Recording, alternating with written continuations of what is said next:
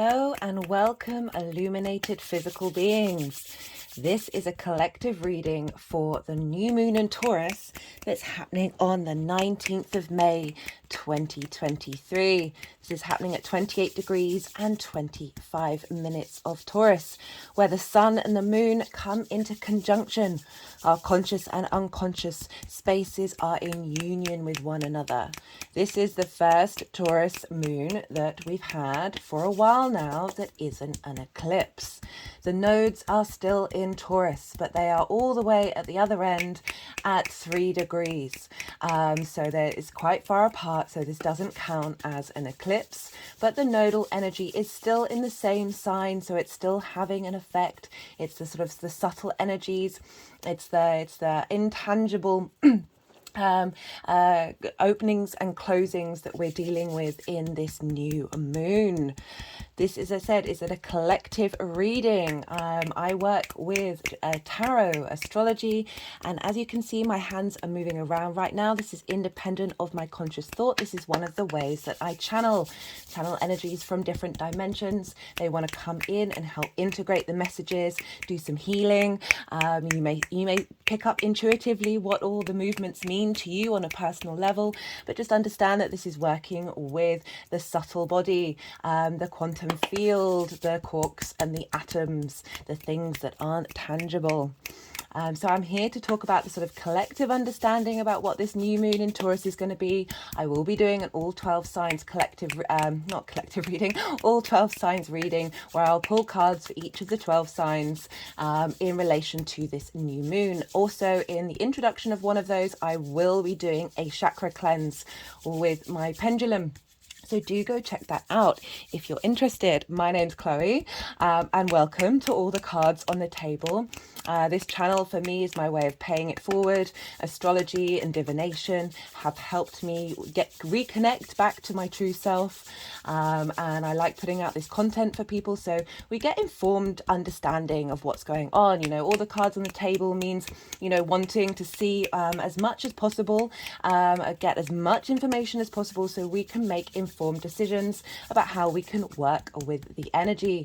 Energies turn up in different frequencies, different vibrational levels. It can come at us from every direction. It can be very literal as well as psychological and spiritual. So we have a lot of things that come into play whenever we're dealing with the astro weather. And as I said, this is my channel, is what I like to do, is pay it forward so we just have an understanding, we can get some perspective, sometimes not take things so personally when it seems really heavy. And realize, okay, what's that teaching us? What are we learning? How are we moving forward? So that's just a general introduction of who I am. Thank you, everybody who's watching. I really appreciate the time you spend here with me, the energy transfer. It means a lot to me, and I'm just very grateful that I'm able to read for you all. And I have an Instagram account where I post sort of summaries of the energies, the collective energies. Sometimes other things come through that way of channeling. All of this does go on my community page as well, so do check out those posts. I will be putting up a astrological wheel of this lunation in the community page. So you can go and have that up on your phone and look at that while listening to this collective reading. So that's the introduction, guys. Now we're dealing with the Taurus new moon. But before I do that, I'm just going to light this incense stick to Venus and the moon right now, because Venus rules Taurus. And is that even on it? And the moon traditionally is exalted in Taurus. And what does that mean? So we have the moon and her needs, the things that she wants in the world, being facilitated in the sign of Taurus. So the moon can deal with our unconscious instinctive emotional drive. It can be linked into safety and security, and needing to feel those things. It's how we nourish ourselves, how we nourish those around us, the kind of needs that we have that we might not always focus on and address. Now, when the moon is in Taurus, which she will be for this new moon, it's essentially, she's in the home of Venus and in the home of Taurus. And Taurus is all about the physical senses. It's about the fundamentals of the sensation of interacting with this material world. What stimulates the body, how our body responds to the world. What is it that our body likes and needs, those senses? You know, we know the traditional 5 senses. There are obviously a lot more senses that we're dealing with. And the Taurian energy, it's earth, it's fixed, it's ruled by Venus, and it's a yin night sign. So what does that mean? Sorry guys, I just had to pause because this incense is, as much as it's beautiful, is going straight into my face, and it just got me very dehydrated.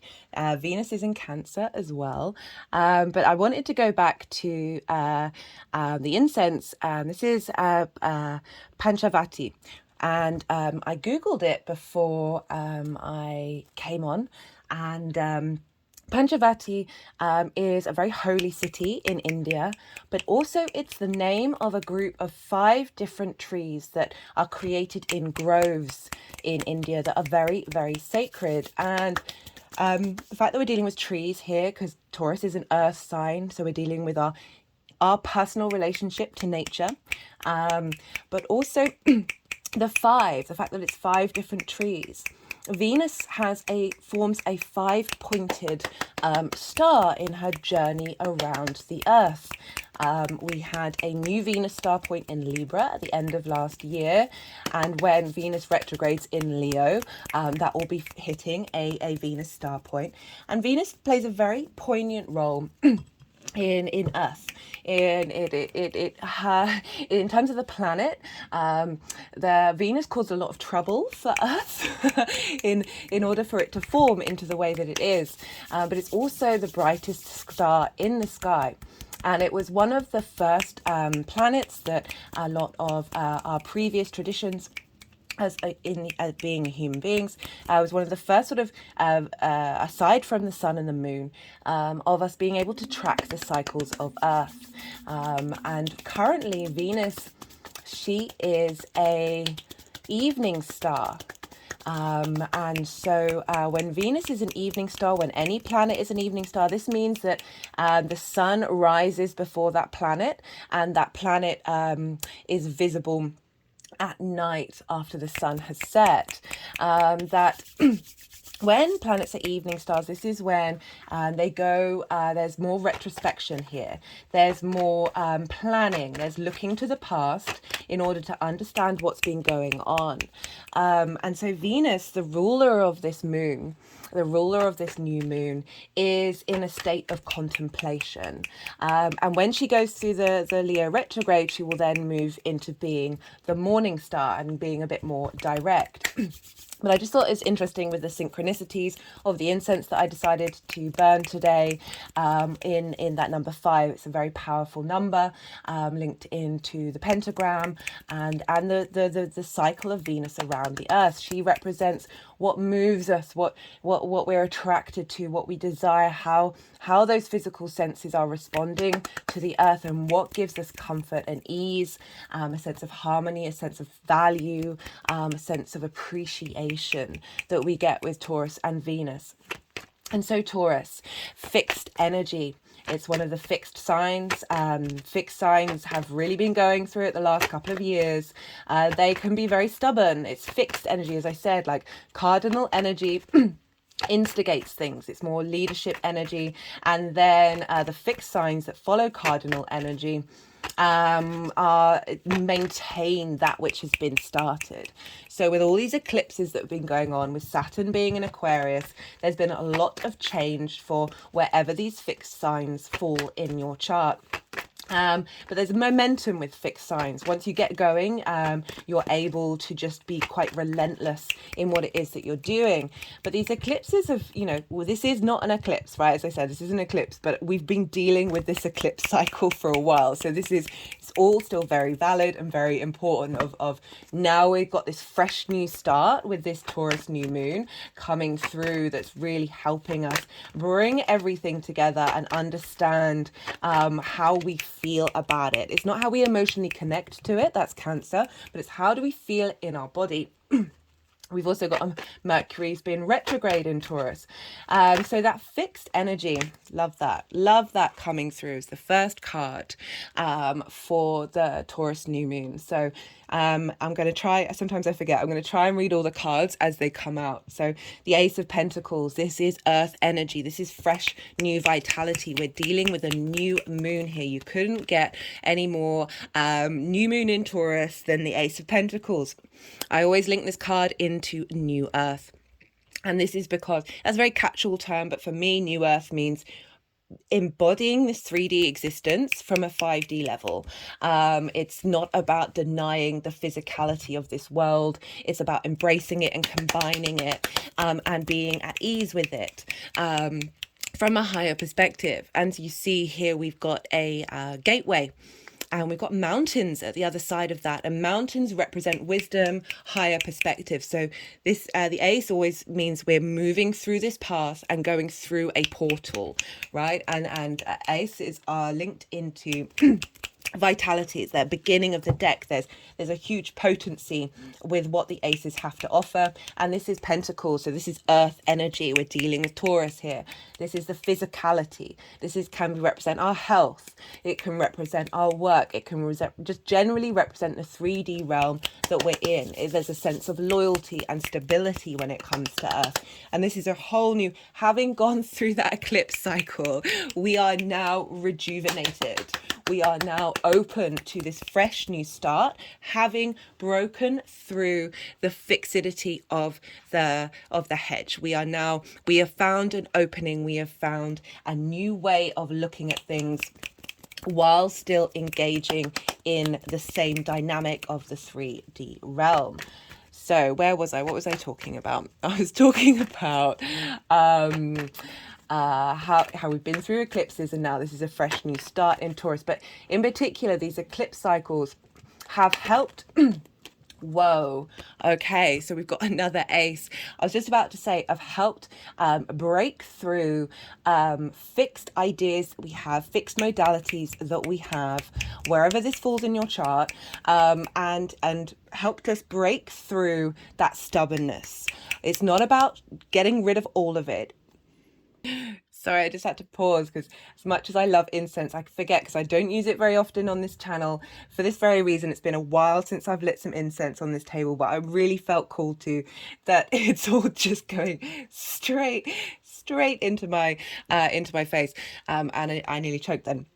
The Ace of Swords, right? So it's breaking through the eclipses in fixed signs are breaking through this this desire. Like sometimes, so I've got a lot of fixed energy in my chart, and I find it difficult sometimes. When I'm in something, if something comes along, even if it's the smallest of things, and said, "Oh, what about this?" and questions it, I just sort of, I'm a bit like a deer in the headlights, and I can't quite let go of there's definitely blinkers with fixed energy. I can't quite let go of just the momentum that I've got, even if whatever's coming in for change is actually facilitating that. And that's something I know I've worked on and still working on as somebody who's predominantly fixed energy. So we've all had this eclipse energy, this ability, this new beginnings, these culminations and endings, they're all linked into each other. Without an ending, without a beginning, you can't have an ending. Without a beginning, we can't have, it's all part of the cycle of life, death and rebirth. That these eclipses have helped break through this inability to think differently. And so I love how the Ace of Swords came out of that. You see, we've got mountains here as well. And this is about clarity of truth, of ideas, of bringing in a freshness. Love that we've got these two aces coming in. And so we've really gone through it, and now we've cultivated that. We've let all that sit within us in order for us. As I say, this is happening at 28 degrees of Taurus. This is right at the end of Taurus. All of the new moons are we've had a shift because we had those two new moons in Aries. So that's rerouted everything. So now the new moons are right at the end of of the cycle rather than at the beginning, which we've had for a while now. And so this is with all the knowledge. The sun, every time we get a new moon, the sun will have moved through the whole of the sign, and so it experienced all of that.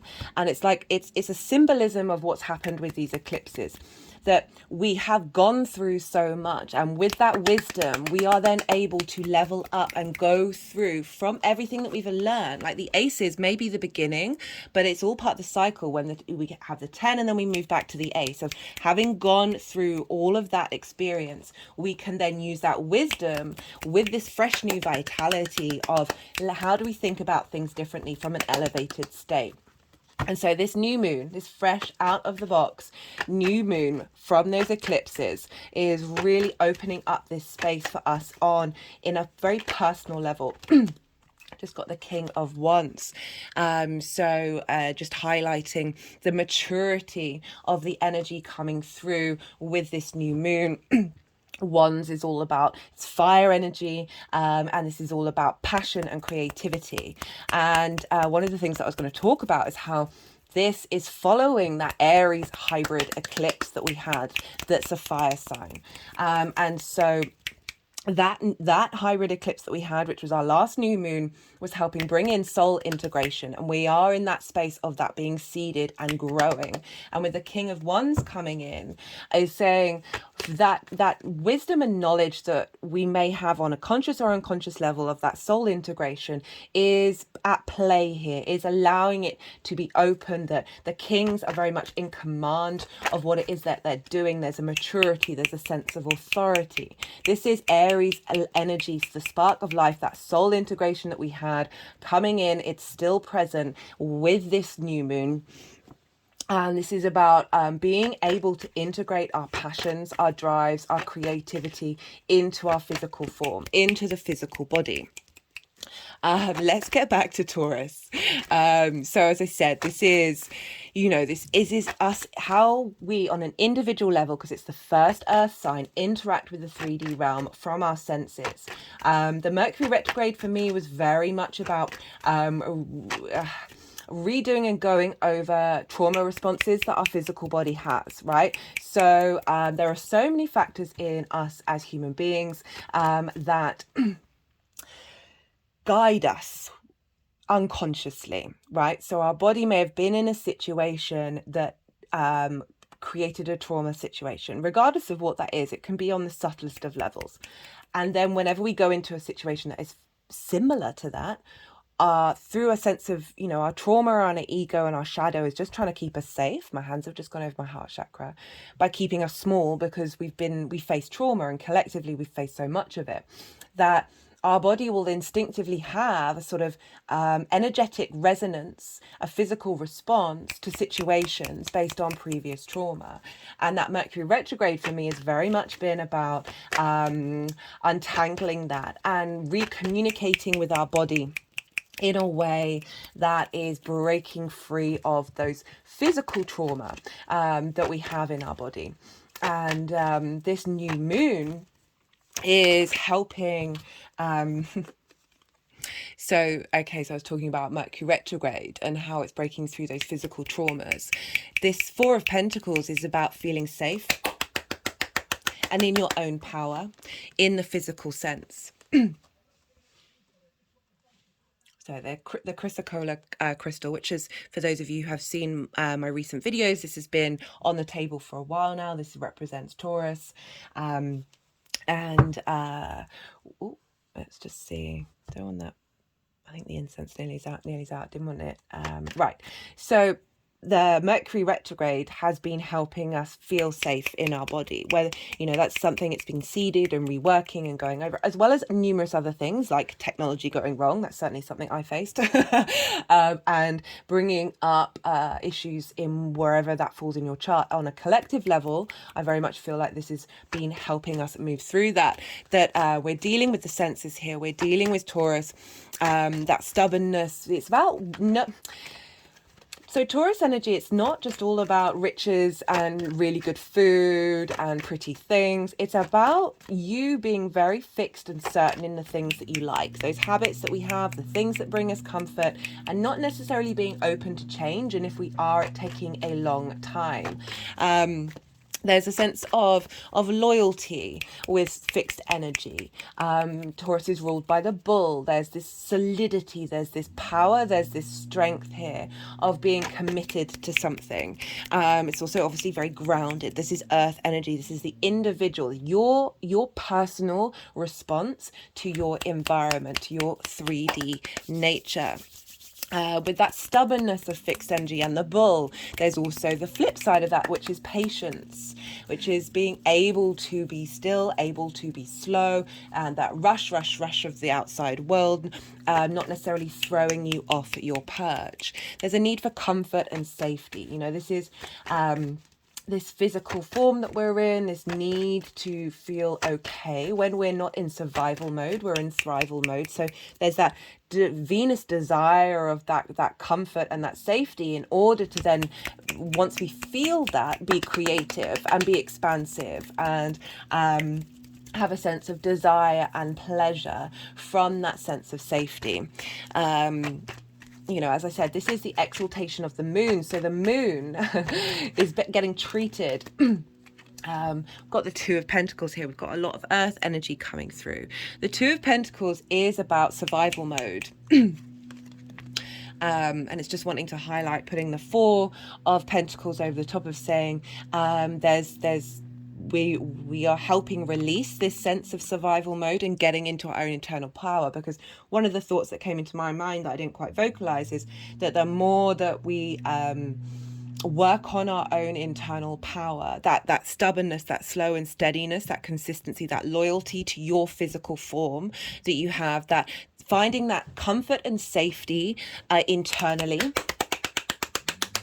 regardless of the potential chaos that's going out in the world.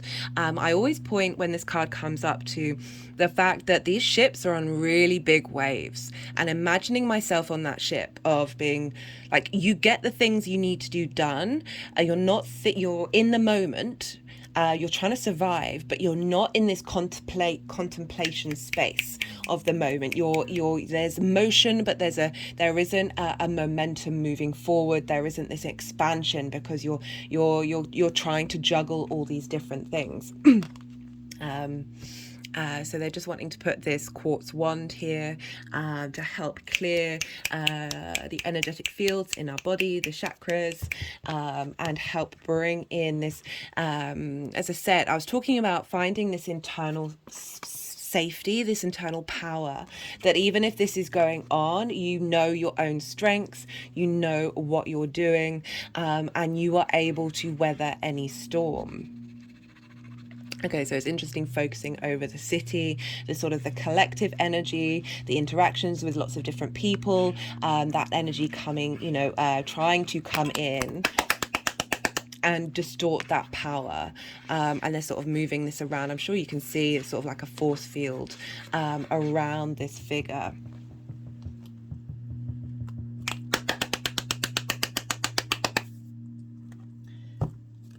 So as I was saying, the moon's exalted in Taurus. So our unconscious emotional needs are being facilitated by Venus. She's wanting to bring in harmony. She's wanting the moon to feel good right now. And Taurus also rules the throat. And so this is asking us, all this Taurus energy that's been going on for a while now has been asking us to get in touch with our true voice. What brings us pleasure? What brings us joy? How do we feel appreciated and loved from an internal space? So very much, this is really hard to do, to not seek that external validation, and allow things to cultivate within you that don't get you knocked off your perch from the outside world. So this new moon, I really feel, is calling us to bring in that internal wisdom that we all have. Love that. King of Pentacles, so much earth energy. King of Pentacles coming through. So we've got two kings here. And so the King of Pentacles is very much this making decisions and choices that are serving you in the long term. You know, I'm getting with the vibe of that King of Pentacles because we're dealing with the 28 degrees. This is the later part of Taurus, of like someone who's been through it, someone who's tried and tested things and got to a point of knowing what it is that they need to do in order to create abundance. You know, new moons, traditionally a time of setting new intentions. You can do that on a sort of a collective Taurus level, or look to where Taurus falls in your chart. As I said, I will be doing a all 12 signs video for each of the rising signs, and wherever Taurus falls in your chart, setting new intentions for that. But one of the things that I've been getting with the meditation that I've done on this new moon is, and it was confirmed by one of the cards that came up, was letting things settle. Yes, this is a new moon, but just not trying to control it. Being in your physical body. One of the things that I did before coming to sit here and do this reading was I went and sat outside with my feet barefoot on the grass for about half an hour. And it was one of the things that I channeled, I can't remember, maybe a year, maybe 2 years ago, that nature, I think I asked nature, what do you need from us? What do you want from us? It's the Three of Swords. We'll see if that wants to come out again. Nature, one of the things that nature told me was, if we all, every single human being, spent some time with our feet barefoot on the ground every day, this would help lead to healing the earth. That we are disconnected from nature. We are disconnected from source, where we come from. One of, for those of you who may know about grounding or earthing, but for those of you who don't, there are negative and positive ions. The negative ions come from the earth, come from the sea, and the positive ions come from the sky. This is a really sort of short summarized version of this. And we have negative and positive ions in our body. And throughout time, we have either walked barefoot on the ground, or we've used shoes that are made out from natural, not ingredients, materials, same thing. And this means that the negative ions from the earth were able to transmit through those materials and into our body. Nowadays, we walk around in plastic shoes. For the majority, we have tarmac covering the earth. We so rarely have our physical body touching the earth. And this means that so the positive ions connect to the negative ions and essentially sort of neutralize them. And when we aren't in a feedback loop with the earth, with the negative ions, which help heal us, that the positive ions from the sky essentially pull out the negative ions from our body.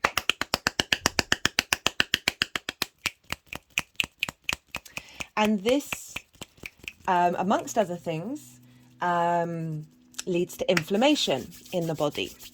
Now, inflammation, I'm sure a lot of you know, but for those of you who don't, inflammation is one of the main causes of most disease, mental health issues. It's just generally, it's studies are coming out thick, and there's just a lot of work that's been coming out about inflammation.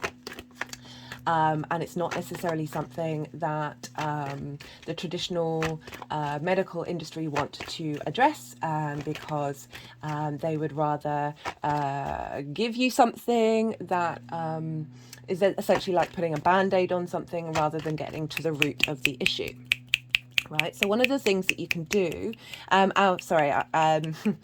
those people who live by the sea, so there's loads of negative ions in the sea and in mountains. And people who live in these spaces tend to be overall, I think it's 10% or 20% happier in general than those who do not. And so there's just look into, I'll put a link in the description box, but there's lots of stuff out there that we're not sleeping we're not sleeping on the ground anymore. There's lots of things we can do, and one of the things that nature said was, you know, if you just put your feet, get your feet chakras on the ground for at least 10 minutes. One of the things that you can do if you're traveling, if you're jet lagged, is put your feet barefoot on the ground of the new country that you're in, and your body clock will adjust to that new time zone. There's loads of different things. It's a really quite a phenomenal exploration of health and the human being, and very relevant with this Taurian energy that I felt with this new moon, rather than setting intentions, conscious intentions, do what feels natural for you, is to sit out wherever you can, where it's in a park, if you've got a garden, by the beach, wherever you can, of getting your feet barefoot on the ground. I would for at least half an hour if you can, and just see what comes up. Just see what comes up that feels right for you. That is, you know, messages coming through. We're dealing with yin night energy here. All of the planets, the visible planets, at the time of this new moon will be in earth or water. Now, this is the yin night sign. This is receptive. This is drawing inwards. There's a sense of, you know, if you think of the high priestess, she doesn't need to take action for things to come towards her. It's about sitting in your own power. The intuition when it comes to yin night signs. There's a lot going on in the astrology that's really kind of pointing to being letting everything sit within you rather than taking direct action. Just had to pause again to hydrate. Venus and Mars are in Cancer, so often find that that's usually a time, and the moon currently is in Pisces, so there's a lot of water energy, and this is usually when the thirst becomes real. Right, so what else did I want to talk about? Well, so because we are dealing with Venus, dealing with Taurus, we look to where Venus is, because whatever's going on with the ruler of a sign is impacting what's going on in that sign. And Venus is in Cancer. She has been, when did she move in? I think it was nearly a week ago. Yeah, so it's Sunday today, and it's either Sunday or Monday this past week. And she's been in Cancer now, and Mars is there. So we've got big intuition. Mars for me was very much us understanding and working out and seeing what motivates us based on our true core intuition. And Venus is coming along and harmonizing that. But why is this important? Because Cancer is ruled by the moon. So this is what's called mutual reception.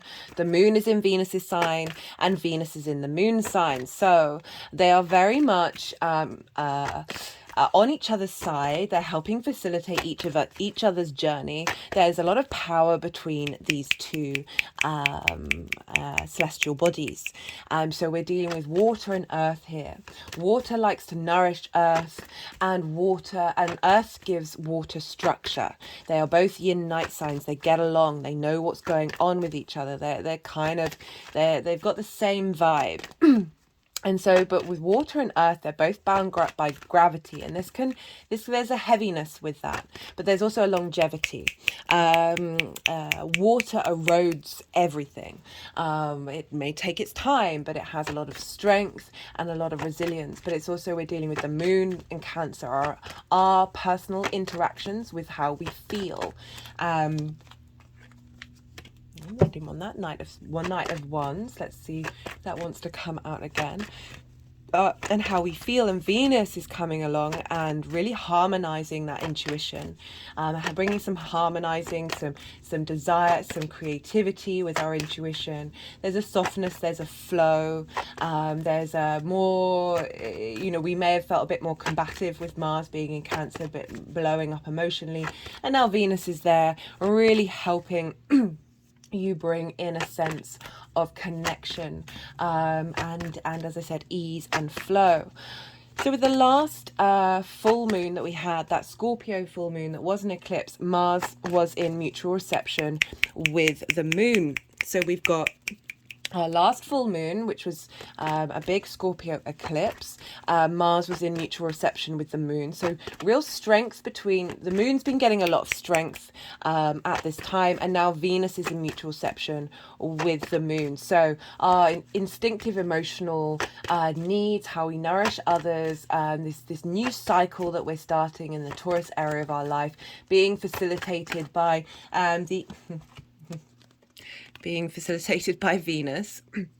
This is about cooperation and working together. So very much the energy of what's coming through with this moon is that Venus is helping strengthen the moon's needs, as well as the moon being in exaltation in Taurus. Like, rather than we needing something through survival, this is needing something through a sense of abundance, a sense of really enjoying the 3D realm that we're in. There's a sense of fertility, of things coming into bloom, a sense of ease and harmony coming in. And with that 3 of Pentacles, so again, we've got, it's pretty much all earth energy so far. We've got the ace, we've got the 2, we've got the 3, we've got the 4, and then we've got the king. That's pretty crazy. And this is collaboration with people who have something to bring to the table, right? You're all on the same vibrational frequency, and you're here to create something beautiful and long lasting, which I kind of feel is what this new moon is all about. Is that what's being instigated here is of a higher frequency that's in our physical body, that's helping us move through into new earth, having gone through all those eclipses. But this is about knowing that you are mastery of something. But this is a collaboration of all the physical senses. We're dealing with pentacles here. In a state of mastery. Interestingly, it's just gone by the village card. And so usually I read out the descriptions of these cards. This is from the Kim Krans Wild Unknown Archetypes deck. And so I've still got some incense stuck in my throat, very appropriate. Taurus rules the throat, clearing with holy energy. So my hands are just sort of clapping around my throat chakra right now. Bringing in that 5-pointed tree energy, those 5 different trees, that grove of sacred land, and energy of that of Venus. So the village for me, this is about being, so the village can hold you back. Like this idea of us going to the big city, or of leaving your land and going out on an exploration, but then returning with some wisdom. And for me, when I first saw this card, what I got come through is that the village is all the different parts of your physical body. And the phrase, it takes a village, came to mind, of getting them to work together. We've got another mountain here, guys. We've got lots of mountains. This is about bringing in that higher perspective, that higher frequency, that higher vibrational level of community, of not fighting each other and working together. And with that 3 of Pentacles and the Empress wanting to go with that, of really highlighting that I talk a lot on this channel about the wonder and absolute power of the human body, how being born into this existence is a phenomenon, that the power for this body to heal on so many different levels. I talk about this in the Pluto video of like we're sort of preempting with all this technology, things that we have innately within us already, that are we are currently in the process of being activated. Our DNA has been getting, oh, my head just went back. DNA is getting a lot of upgrades, a lot of vibrational frequency changes that you know, I just see it in the people around me, and I see it in my clients that come in, of like being able to explore new ways of interacting with this 3D realm that are often linked into healing or psychic abilities, or really just being able to understand that the world that we live in, this matrix that we're in, that is very 3D. We are dealing with Taurus here, which is the earth sign, is not all that's there. Like, you're tuning into someone who's talking about astrology and tarot and channeling. I'm sure you're all very much aware of this, but this you know, you just see a lot of that technology that, as I said, is preempting this, basically, the fact that we're going through phases. You know, that Aries hybrid eclipse was very much about soul integration. So all your past lives, your future lives, all coming into lockstep with one another in this current incarnation. And now Taurus is about having that spark of life of Aries, that spark of spirit in the 3D world. Like how, and the fact that we had that Mercury retrograde is you know, just after that hybrid eclipse, is or was it just before, anyway, that is just, we are reintegrating our higher understanding of this physical body, this mastery and this community, this working together. It takes a village, this perspective, but we are still here. And the Empress is all about appreciating and enjoying the 3D reality that we're in. Love that Venus is turned up. Right, I went off on a bit of a tangent there. I can't remember where I was. Mutual reception, that's it. So, you know, the collaboration, the strength of our just got the 8 of Swords here. Okay, so Mercury will be direct. It's going direct. Ooh, I think 4 a.m. tomorrow morning. And we'll be direct for this new moon. So this is Mercury helping us break through the structures in our mind that are trapped in our physical body that feel like cages. And it's wanting to go over with the King of Pentacles, with Venus, with the Empress, this collaboration of knowing your own internal mastery. So she's just gone in reverse, and for me sometimes that is definitely the internal space.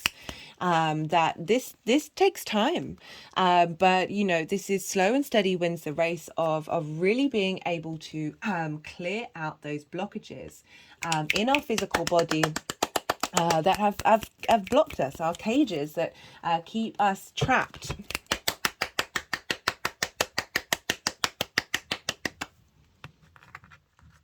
Right, so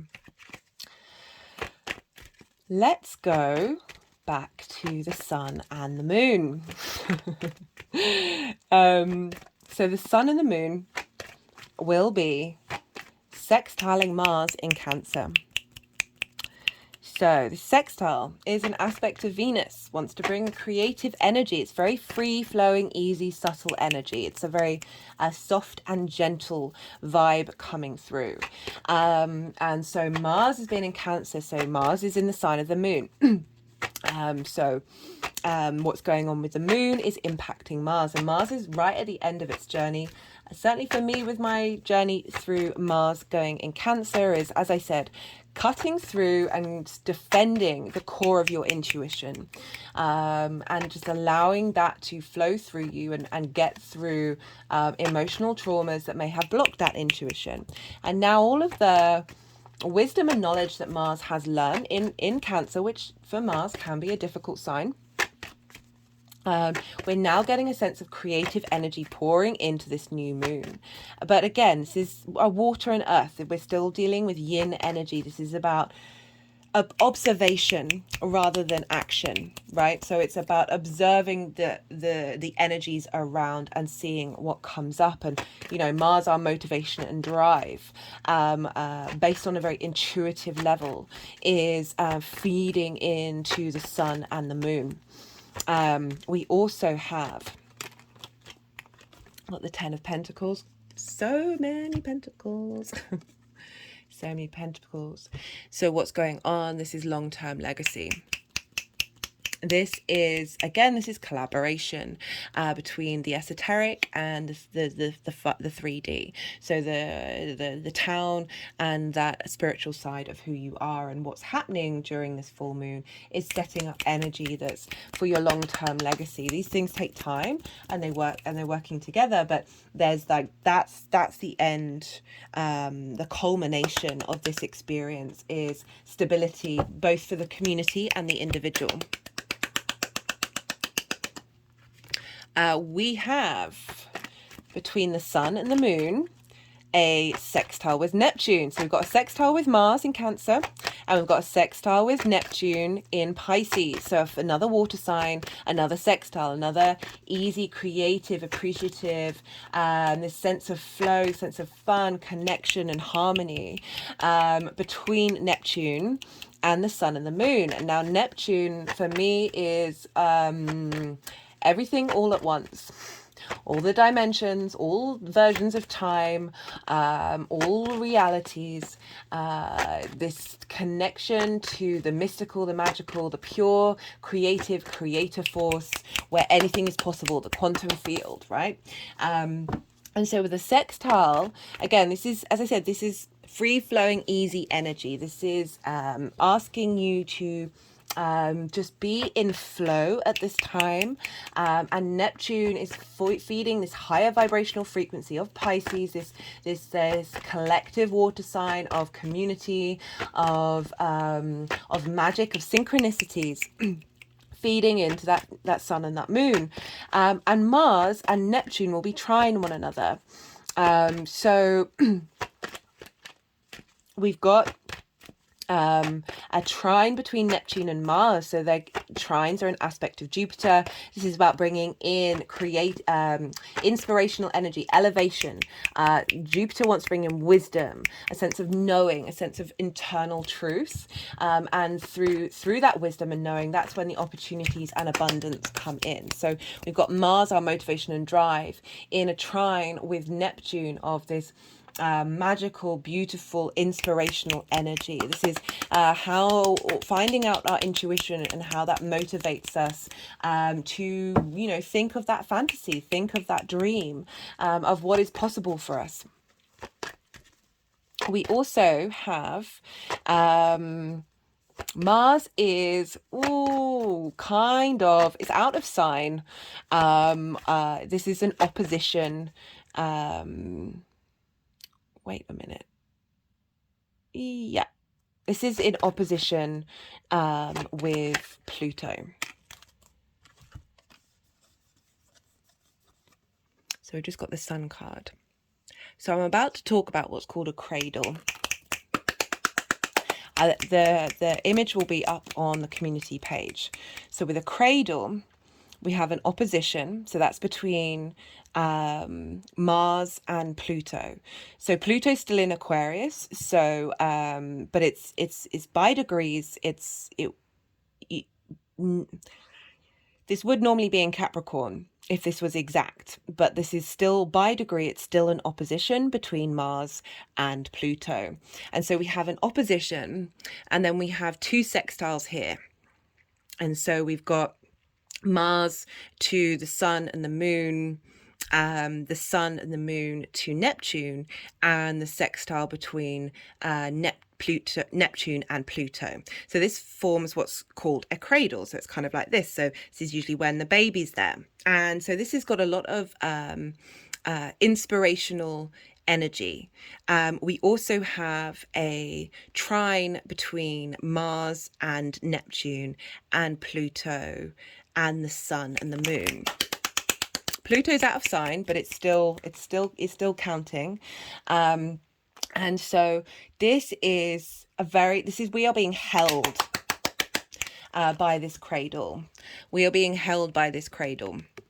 And we are the baby in this cradle. A new version of ourselves is being birthed at this Taurus new moon.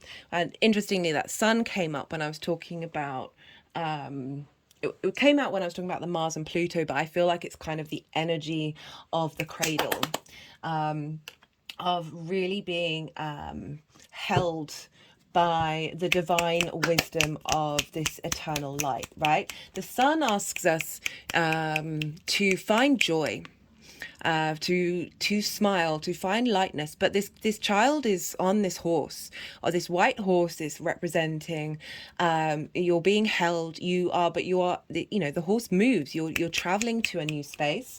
We've got all the sunflowers there. Of things coming into bloom. Light helps us grow, gives us divine inspiration and wisdom and direction.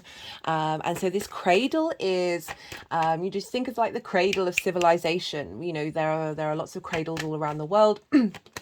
Where we were then able to start a whole new journey. So there's very powerful energy here. You know, Pluto's in retrograde. It's all about figuring out our own internal power, our ability to transform and magnetize, and be not afraid to look into the darkness, not afraid to sit with it and realize that it is part of these cycles. And that's opposing Mars as well as sextiling Neptune and trining the sun and the moon. So that's a lot going on there, right? So we've got trines, which is wisdom, elevation. We've got sextiles, which is creativity, love, appreciation. And we've got one opposition, which is about bringing into balance our power, our magnetism with the direction that we want to be headed in, like that motivation and drive of Mars, of that, the power of, you know, Pluto's in Aquarius right now, and that's frequencies. So downloads coming from frequencies that we may see from, if we just allow things to happen on this day, see through our actions that we're taking, what kind of frequencies and what kind of downloads we're getting. As I said, this is all very receptive. This is not about, for me personally, and the messages that I felt have come through with this lunation is just be in observation of your actions and yourself and your thoughts. Connect to nature, connect to your physical body, however that makes you your physical, do something that makes your physical body feel good, and also potentially do some energetic clearing, all those sorts of things, and then just allow the information to come through, because we are in that cradle. There's another thing that I wanted to talk about in terms of the cradle. So this brings in Jupiter. So not only is Mercury direct for this new moon, but Jupiter has now moved into Taurus. Jupiter moved into Taurus on the 16th of May. I'll be doing a Jupiter transit video series at the end of the week, so do check that out. That Jupiter's going to be there for a year. Oh, hey, Jupiter. Pentacles again. Oh, my goodness. Guys. And the Five of Pentacles, it nearly popped out earlier. I should have mentioned it. So this is about being in receipt. Jupiter is the gift giver, brings opportunities. As I said, it's elevation and cohesion, the truer understanding and wisdom of self. The more you are at ease with yourself, in whatever area of that is falling in your chart, the more that your frequency is in match with who you are, the more you are able to create your own opportunities and bring in those opportunities towards you. You see here, there's the scales here. This is about things being put into balance.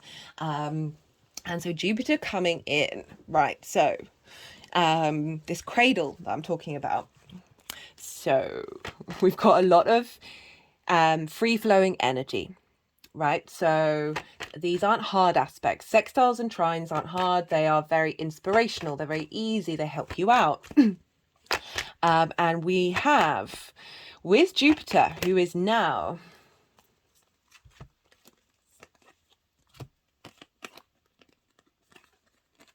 let's see if they want those. So we've got the Hanged Man and the Knight of Swords. Okay,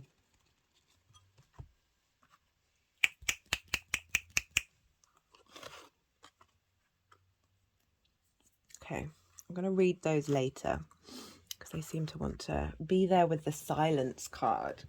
So Jupiter, maybe not. Jupiter being, this is sort of, again, highlighting this sort of, it's now in Taurus, so being receptive, being observant. This is about receiving divine wisdom. from a space of a new perspective, right? So this guy's upside down on a tree. In a lot of traditions, even just standing on your head helps shift your perspective. But Jupiter moving into Taurus is helping us bring in a sense of understanding of our true physical nature, right? Being at ease with our physical senses. We've got the Knight of Swords there as well, which I'm kind of getting as we may have felt this need to rush in, but the Hanged Man with Jupiter here is saying, hold your horses. Hold your horses. We can slow down a bit and allow things to cultivate. Because the Knight of Swords is one of the fastest swords, fastest cards in the deck, to be honest. And with it going with the Hanged Man, it's like, no, this is a moment for pause in order to strengthen your mental space. And when you then take that movement with the Knight of Swords, of it coming from a space of balance and harmony, and also from a higher perspective. Right, so let's go back to Jupiter. So Jupiter will be squaring out of sign Mars. Mars will then move into Leo, which will be then a full-blown T-square. But anyway, for this, it's still by degree squaring Mars in Cancer, and it's squaring Pluto in Aquarius. Now, this is forming, so we had the cradle. We had the cradle, which was sort of like this. So there's a lot of creative energy, and we had trines feeding in this wisdom and space. And now between Pluto and Mars here, which are forming the opposition, we have Jupiter here, which is forming two squares, which is called a T-square.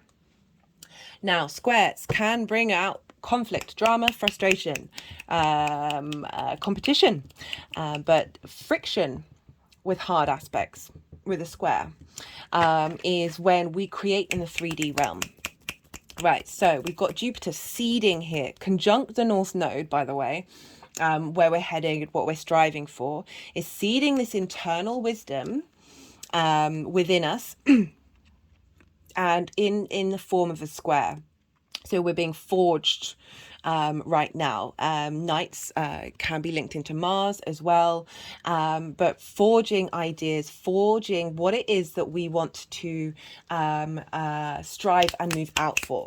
You know, that Knight of Swords is still a very prominent energy there of what do I want to how do I want to experience the outside world in the way that I communicate information into my body? Because the sun is then going to move into Gemini, which is going to help us understand and how we collect that information. The sun's first journey there with having, you know, that long Mars retrograde.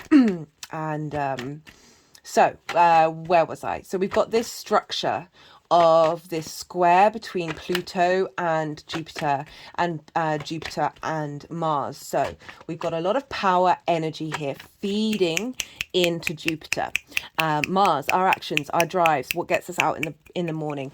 Pluto, this intense internal, because it's retrograde, internal revisiting of our own power within us, our magnetism, our ability to, as I say, look at all parts of who we are, those hidden traumas, and feeding into Jupiter of like, where are we headed, what are we doing, what wisdom do we want to bring to the table with that North Node. So very, very powerful energy coming through with this new moon. So we have structure now within that cradle. So whereas it's, you know, that creativity, that free flowing inspirational energy with sextiles and trines, sometimes you don't necessarily take the action that you need to do.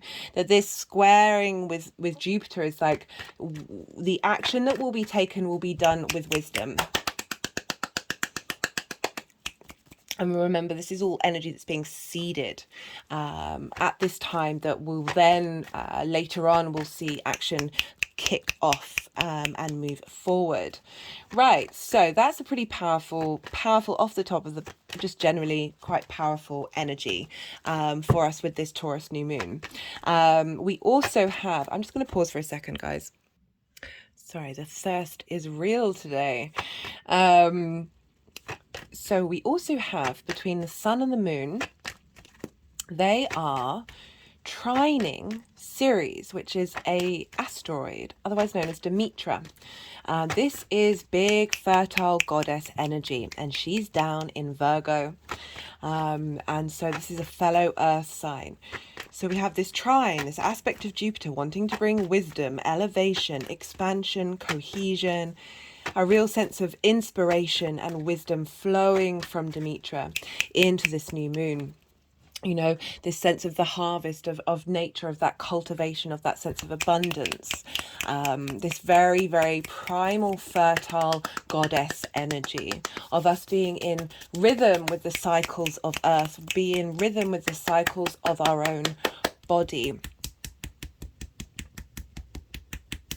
Sorry, I'm just letting them finish because that's quite a loud noise, so you can hear what I'm saying. And in the sign of Virgo, fellow earth sign, this is going to be where Mercury's going to go retrograde in Virgo as well. So we've just come with this new moon. We just finished that Mercury retrograde. And now we've got... It's got the Page of Pentacles, more Pentacles, new ideas, new ways of coming in. I was talking about the Mercury retrograde that are serving us in the long term. Just wanting to go with that 10 of Pentacles.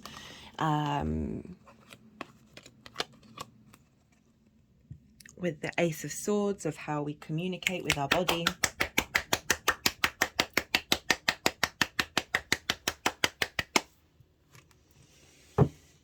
So with Demetra, with this trine in Virgo, of this is now the social earth sign. Virgo is ruled by Mercury. It wants to heal, it wants to facilitate, it wants to help. It's the editor, right? So we've got this healing energy coming in from Ceres. This how do we nurture ourselves linked with the long-term cycles of our existence. Sometimes we neglect our physical body. Very often we take it for granted.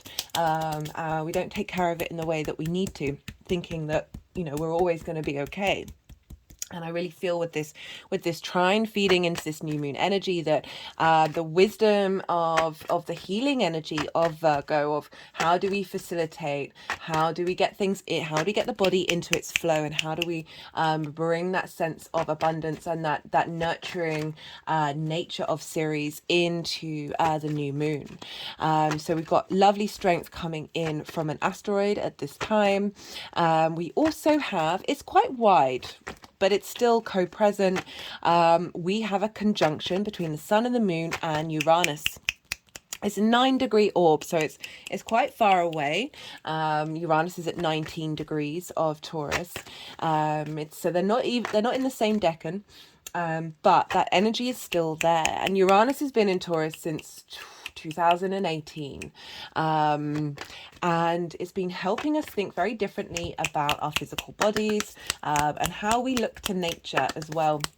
I remember when that Uranian transit happened for me, it sort of shook everything up. I started getting more interested in alternative medicine and looking to the earth to help heal the physical body rather than through other means. Like it's helping, you know, they're not as as maverick as they used to be, all these ideas. You know, here I've got you can't see, it's out of shot. I've got the image of what it looks like for a brain to be on psilocybin, and this is we're dealing with earth medicines here, which have been used for a very, very long time. And there's so many studies coming out about how you don't need to take them very often in order to get good results. And funnily enough, certain companies aren't keen on that. But this is, so I should have the other one really. So when you're not on this, the neural pathways, there aren't that many, and so this is opening up to those unique ideas and maverick ability for this energy to come through. They're really wanting that to stay there for a little bit, for unique ideas to come through, and for Uranus being in Taurus, that is one of the factors that I felt of the energy that's come through of really being not caring so much about what the collective feels about you when engaging in these practices, and certainly when it comes to sort of pain medication and being okay with transitioning into the next life, the more that we understand, the more that we're at peace with that, the more our world opens up. Anyway, there's countless studies out there for all sorts of different things. Breathwork, yoga, all of those things have become very, very prominent. And we've been far more open to breaking the norm and engaging with them. And for me, that's the Uranian energy, looking to nature to help solve things. You can see that with agriculture. You see that with indigenous communities that work with the land, that don't work with monocultures. There's more abundance. There's a sense of fertility. We did get the Empress card. Let's see if she wants to come out.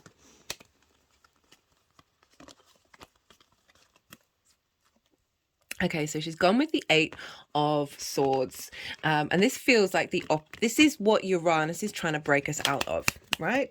This cage that we feel that we're stuck in, that limits us, and moving in with in Taurus with ruled by Venus, that we are able to do things that serve us in the long term, and collaborate with others on the same frequency for longevity. So the Uranian energy is at play here.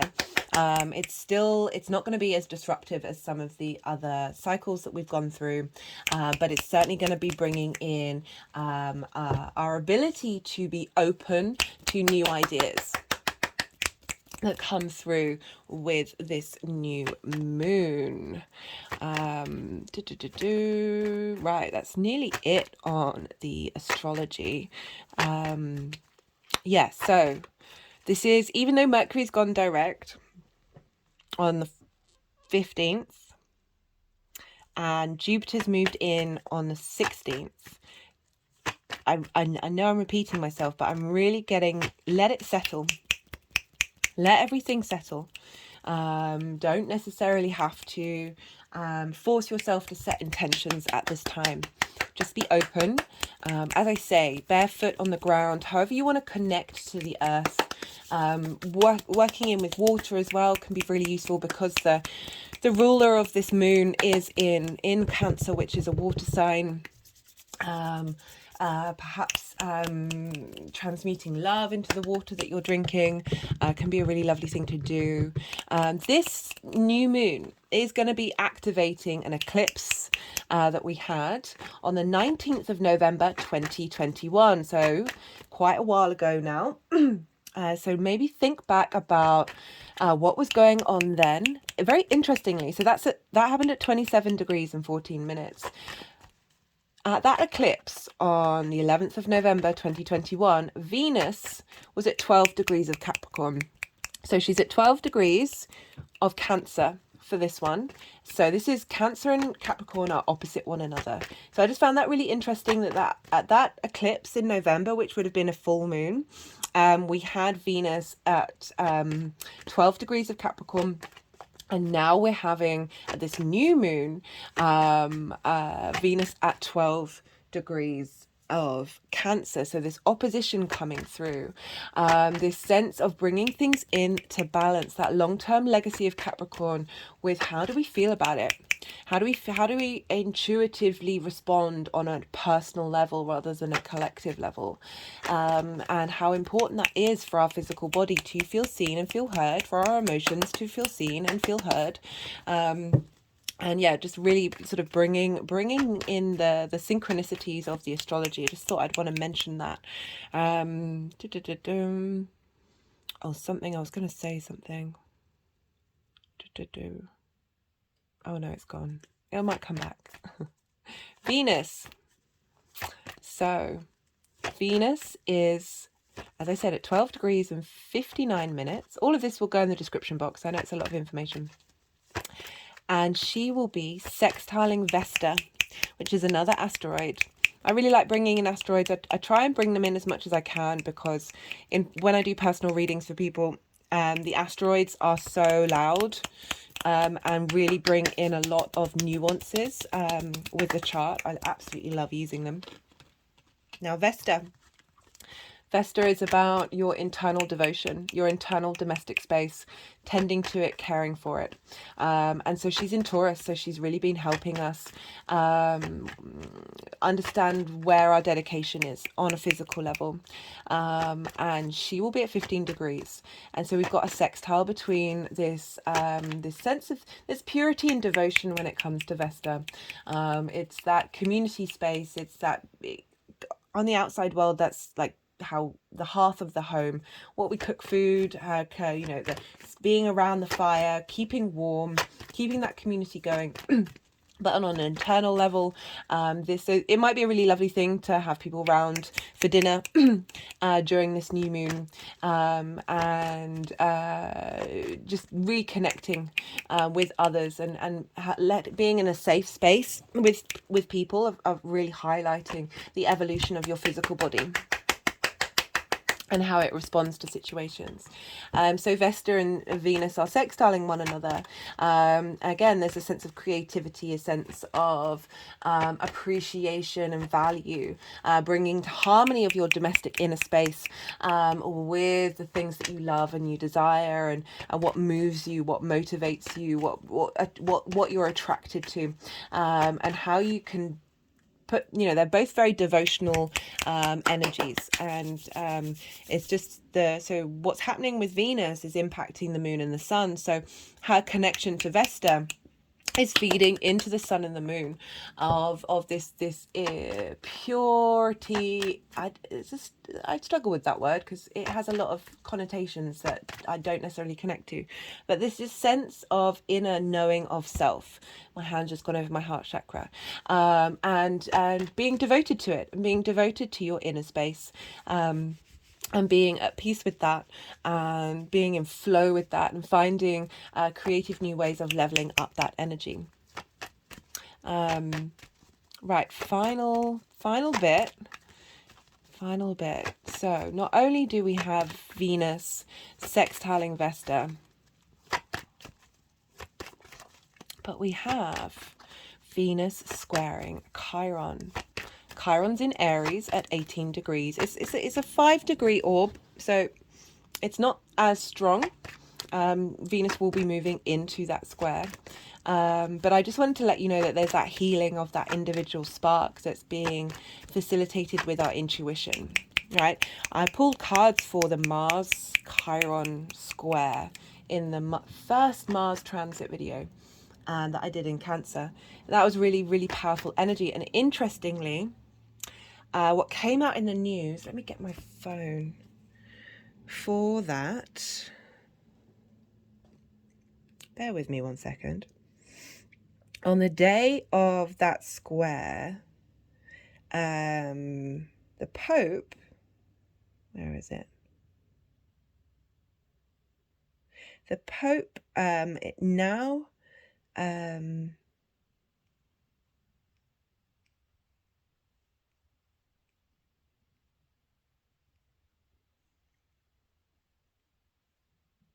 oh, I thought I'd taken a picture of the article.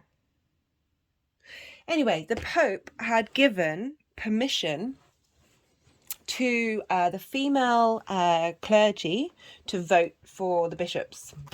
Right, that may sound like, how is that relevant to me? But it's this sense of a higher authority acknowledging the wounds of a group of people, and taking action to rectify that through that square action. Right, so bringing together the healing of that wound of not being seen, that spark you're not being able to embody fairly, you know, that Aries energy with Mars in Cancer, which is ruled by the moon, which is often a very feminine energy of taking actions to rectify that wrong. right? So that's when a square isn't conflict, isn't drama. It's about forging things that may be difficult for the long term. There were other astrological points of that I can't quite remember. So it was something to do with Saturn as well, because Saturn in Pisces is very much linked into the Catholic Church making changes.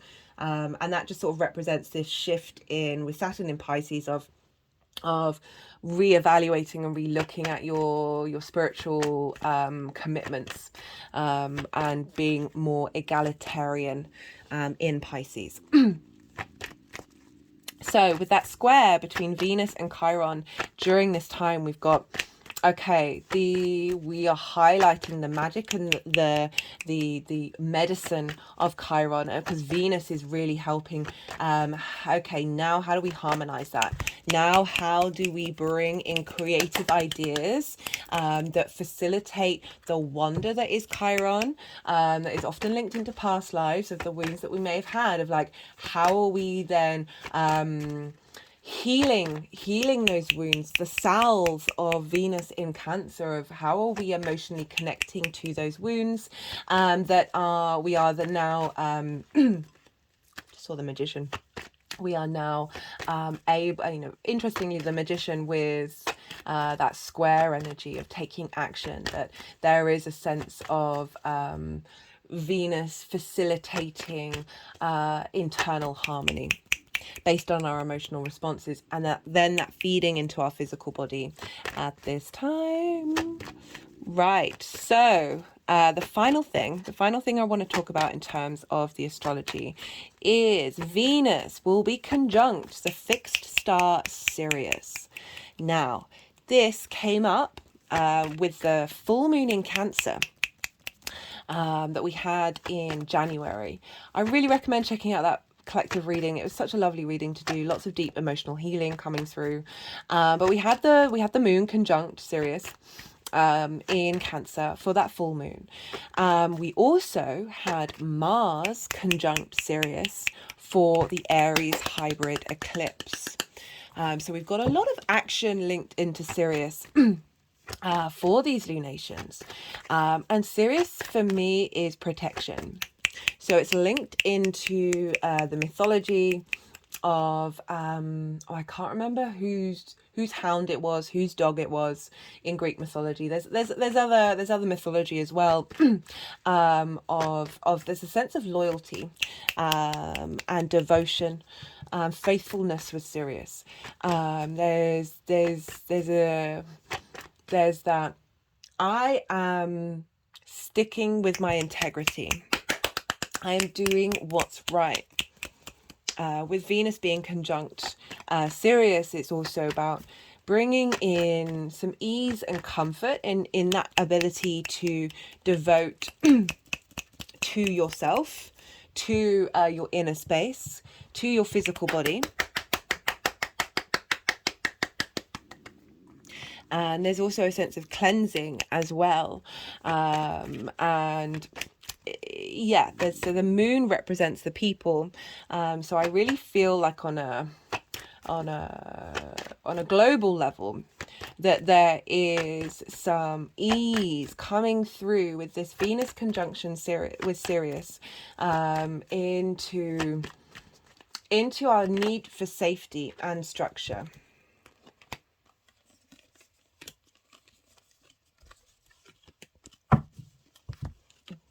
We've got the Queen of Pentacles that came up with that, and the Death card.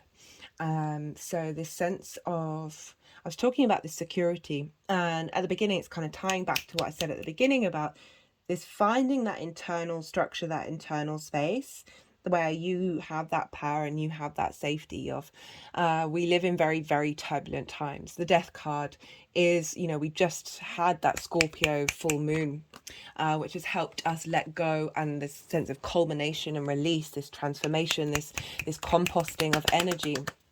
That this new moon in Taurus, ever since we've had those two Aries new moons, like we're having the full moon before the new moon, if that makes sense. So the next full moon is in Sagittarius. So we've got Taurus, then Sagittarius, and they're not opposite each other. They are in conjunct.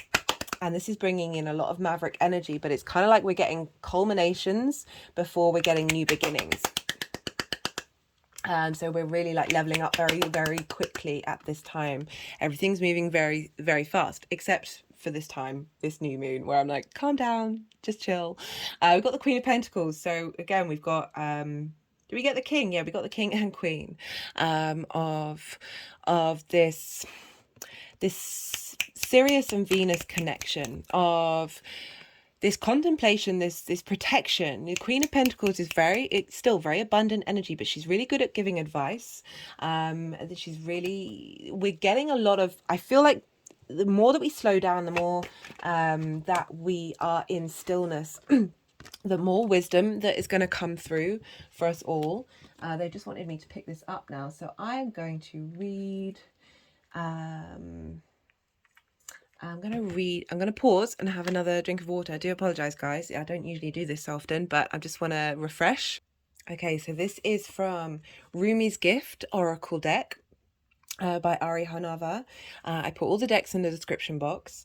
I always try and pull one of these cards for a lunation. This is Rumi, a mystic, a Sufi mystic, and today's card is silence.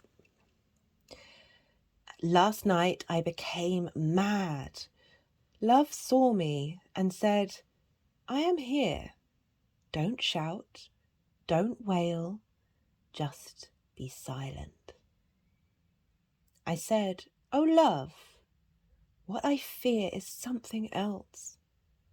Love said, there is nothing else, just be silent. I will whisper divine secrets in your ear. Just nod yes and be silent. I said, is this face angel or human? Love said, neither angel or human, just be silent. I said, I will lose my mind if you don't tell me. Love said, then lose your mind and stay that way, just be silent. You who sit in this house filled with images and illusions, get up, walk out, go and be silent. So quite powerful messages coming through with that card of I like how the last phrase of it was like, get up, go out, go be silent. Get out of the image. You know, it's quite so funny when I've got all these images everywhere. Get out into nature, simplify, still yourself down. Be in nature in order to receive the wisdom. You know, we are it. What comes through is part of you, is part of your journey. You're not separate from it. It's a higher authority in the terms that everything is, and we are at every level, and we are at that every space. It's not about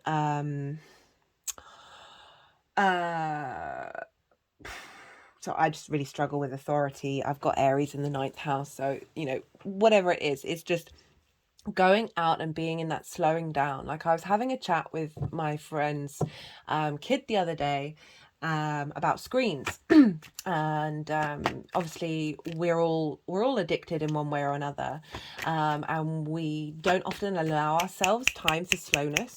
Of all the signs, fixed Taurus, ruled by the bull, earth energy as well, that weighted by gravity, is one of the slowest signs,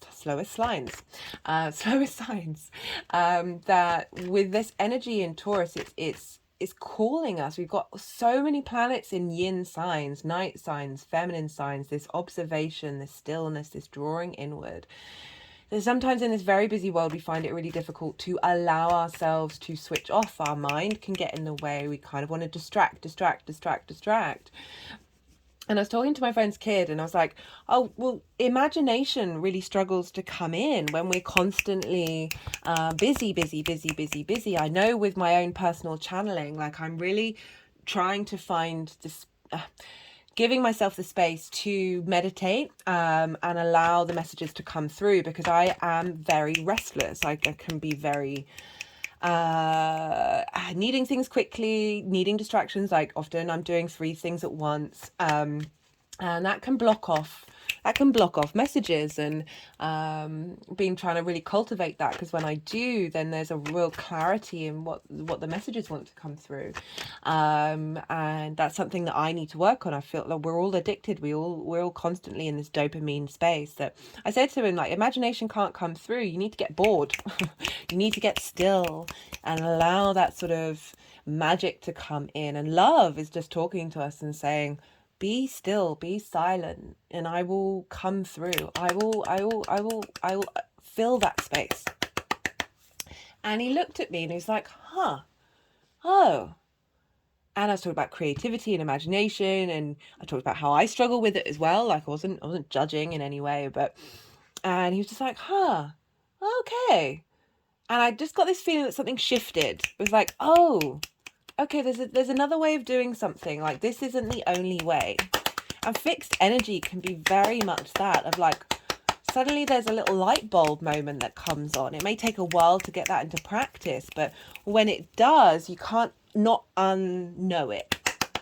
You can't not unknow it, and then it's very hard to ignore. It's just like, it's just there.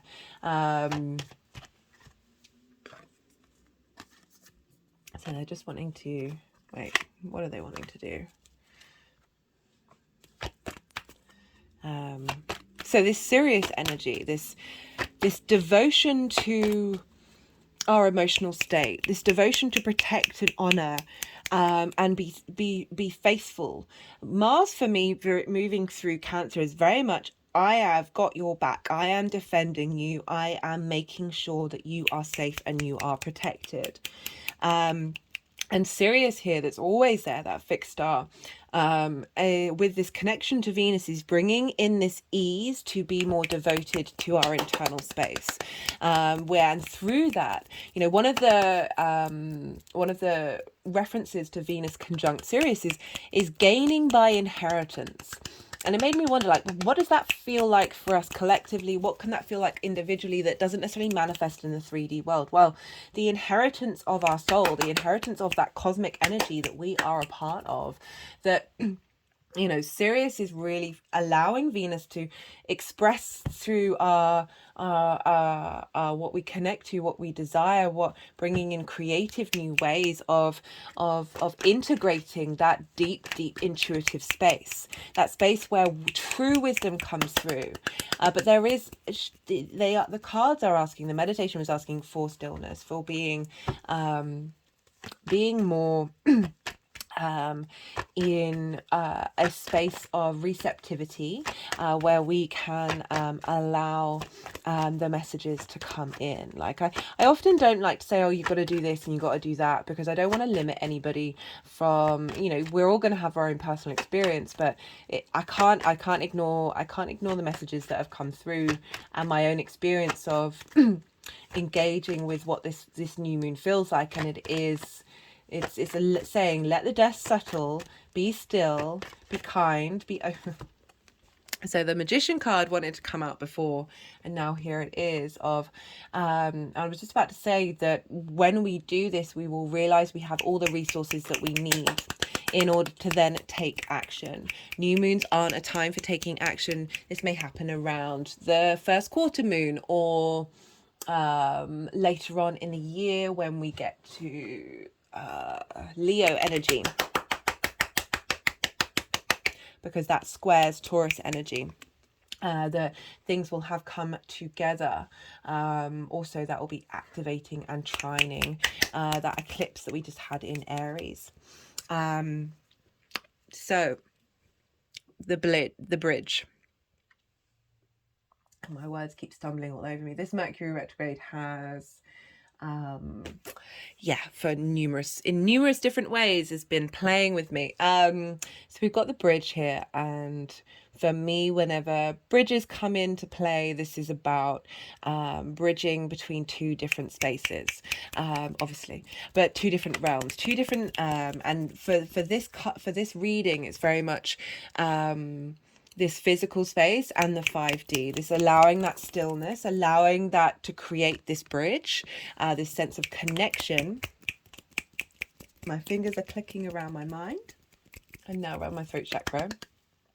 That this is a time where we are seeding this connection to the rest. You know, this is the village. It takes a village. This is not just all the physical parts of our body, but also, well, all of those different energies, but also from the different dimensions as well. That we're bringing in this. There's a lot of flow, there's a lot of ease, there's a lot of creativity coming in with this, but there's a lot of power as well, because we've got the final thing that I wanted to talk about is another fixed star called Alcigon. This is at 0 degrees of Gemini, so it's a 2-degree orb with fixed stars. There's another one, Algol, but that's 2 degrees. It's over 2 degrees away from this new moon. That's about losing your head. It's very powerful fixed star, but we are just shy of that. Their energy may still ripple out, so this is why I'm asking, be still, be quiet. See what comes up for you on a personal level. Don't force it. But the Alcigon can be linked into imprisonment and blindness. Like the fixed stars have a lot of intense energy linked around them. I really want to start working with them properly on a personal practice and see how their energies have elevated and evolved. But anyway, what came through with the imprisonment and blindness, you know, we got that 8 of wands, 8 of swords, didn't we? There's this, that the seeds that are planting here are to reveal and release. So this blindness element of not being able to see clearly, not our senses not being at full throttle, right? Of there being, but then you're thinking about blindness, people who are blind, there's other senses heighten. So we look at it from both sides of it, of not only illuminating and waking up the senses, revealing that, like this new seed of opening up light into this space, but also realizing in that stillness, meditating with your eyes closed perhaps, of allowing those senses to accentuate, because we're getting rid of the clutter. We're getting rid of the clutter.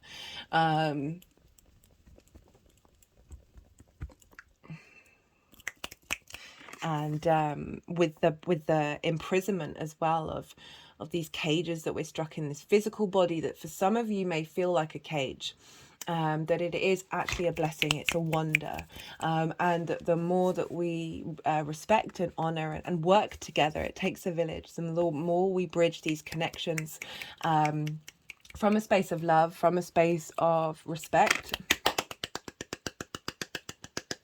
the more that we bring in that creator energy, however that manifests for you, because, you know, we all channel, we're all healers, and we all channel, and we just do so in our own ways that are very specific.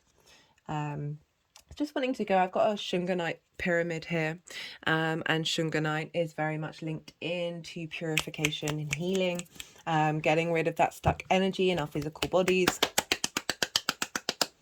clearing the connection. Right, let's see. So, whoa.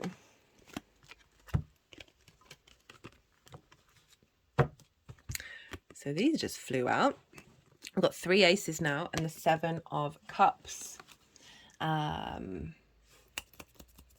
Just wanted to go over the death card. I'm going to see what else that it wants to do. 7 of cups can be delusion, can be not seeing things clearly, but I like to see it as contemplating lots of different things, and exploring and living in a bit of a fantasy world. But, you know, see, there's, there's all sorts of strange things in these cups. Like, it's allowing ourselves to open up to those new ideas, those new ways of thinking of that are coming a bit left field. And we've also got the Ace of Cups here. So we've got 3 aces, a renewal in our emotional state, our cup runneth over, a sense of peace, our ability to connect to the as I said, we're all channelers. We all have that bridge within us. It's just going to manifest in different ways.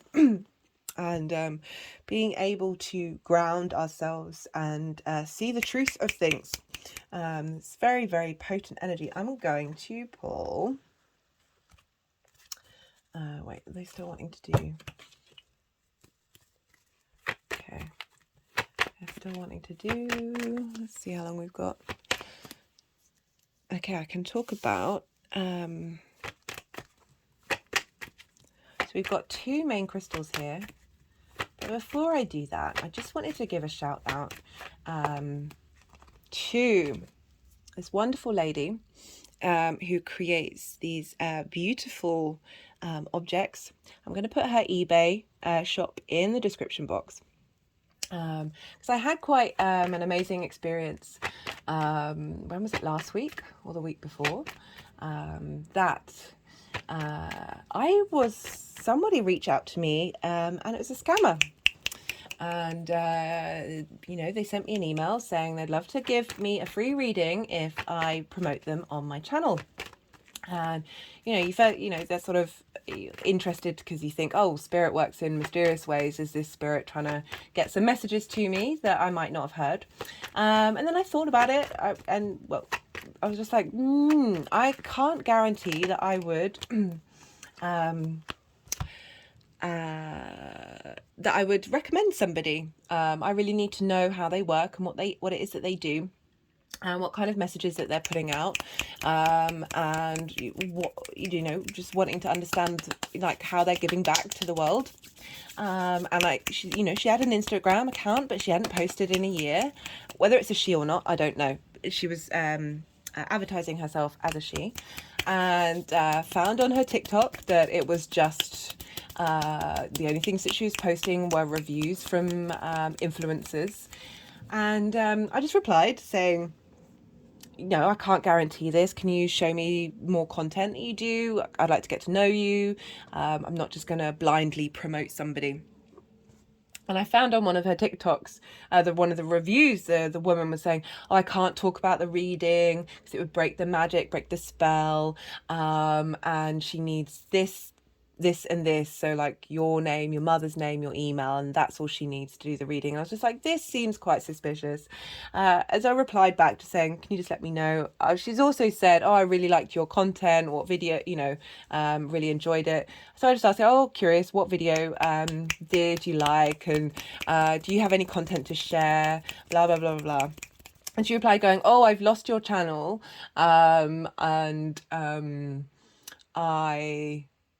please email me, please message me on Instagram and I'll give you more details. She didn't respond to absolutely anything, and she's got my email address. Why are we going over to Instagram? So I just left that, and then I was like, that's an interesting vibe. I've not been scammed before in that way before, and I just really didn't trust it. I didn't like the energy. I don't like withholding. I don't like withholding energy. Of like, you can't talk about it. It just didn't, it's not my vibe. And also not putting out content for people and just advertising readings rather than showing people what it is that you do. I just don't think that's very cool. And then I had emailed the lady who made this and said, I've just done a video. This was for the Scorpio eclipse, and for, more importantly, for Beltane energy. And this is about the dragon line energies, the energies in the earth. And I just emailed her and said, hey, here's the link. No expectations for you to watch it. And just had a really lovely response from her and a real connection. When I first held that, I very much felt the angelic kingdom coming in, and told her about that. And she says she works with that. So there's lots of synchronicity. She's also a Taurus sun. And I was sending this eclipse. The reason why I'm talking about this is I feel like these eclipses, this end of this cycle, have helped us, especially with Saturn squaring all of it, is that I have noticed, and I want to share that with you, that when things come into my life that aren't quite 100% right, and rather than just taking the thing and doing the thing, it's like, no, I'm drawing a line under the sand. This isn't what's working for me. This isn't what feels 100% authentic with my authenticity and integrity and how I want to move forward. And then it's been with different situations as well, that having done that, a new energy will come in.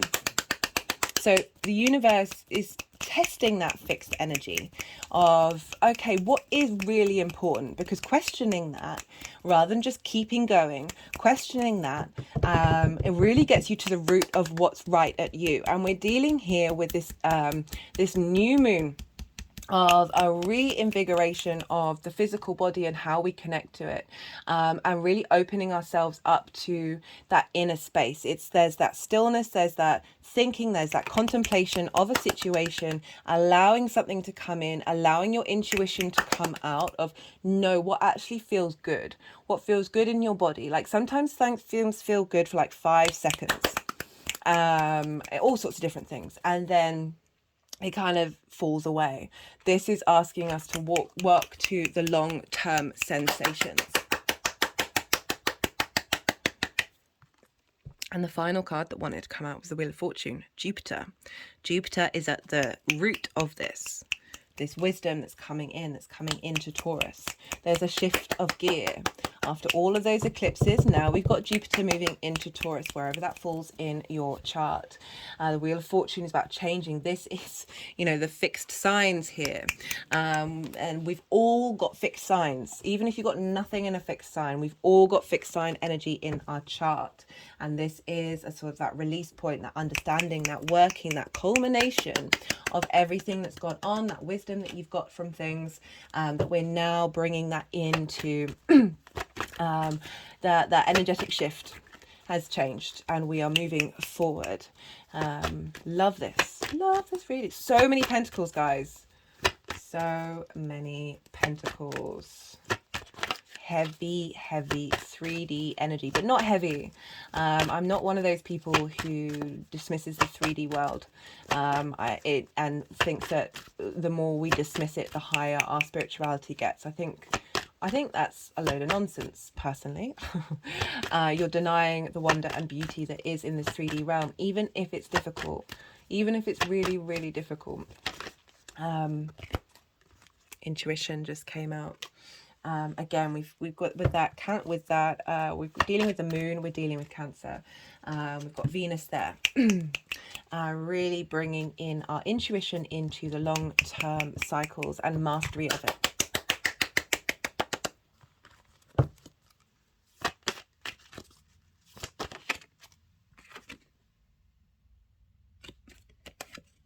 Variables affecting the issue.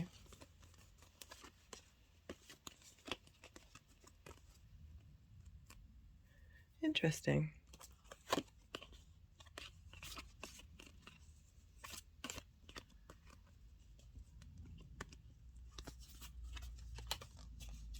I've not had that card before. Maybe they're just wanting the issue. Okay, sometimes with these cards, they just want the one word, the issue. So we've got the Queen of Pentacles, Ace of Cups, Ace of Swords. Really wanting us to, there's maturity here with this, with our new, what's coming in.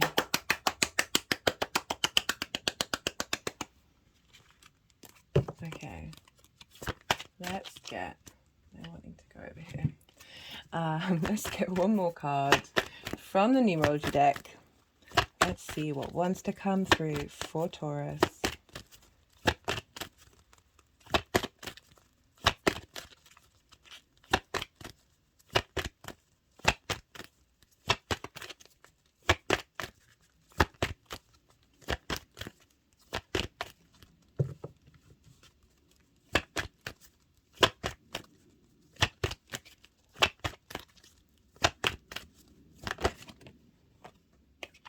Change.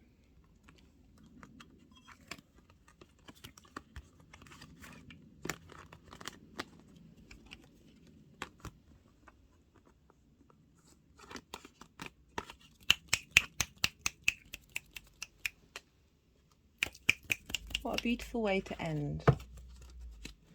Because we are dealing with a new moon. We are opening ourselves up to a new beginning. Just had an energetic release.